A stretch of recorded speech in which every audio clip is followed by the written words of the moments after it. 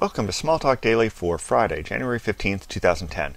This morning I thought I'd go through a new way to search for senders and implementors in Smalltalk instead of the traditional going here to browse implementors of, senders of, and having to look for that individually.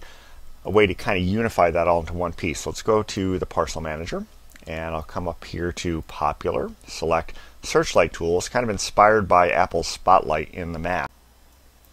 Now with that in, we'll close the parcel manager, and you notice that this part of the launcher has been modified into a search field. So I can start typing as date, hit return at any point.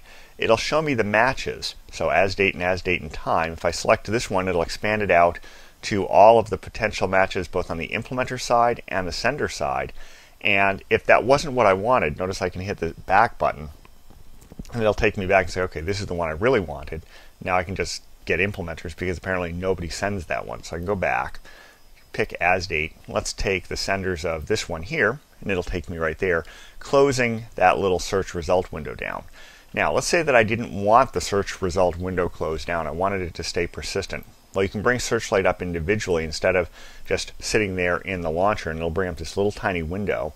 I can do the same kind of thing, but notice that as I type, it's matching for me. So I could stop there and say, well, this one looks interesting, has data key and not what I was looking for, but it's interesting.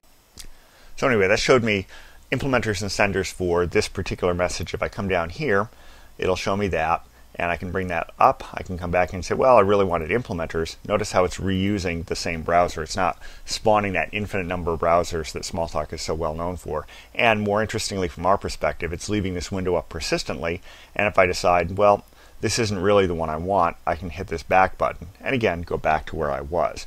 So it's an interesting tool. It's still under development, so it's not supported, but a number of our engineers here at Syncom are using it.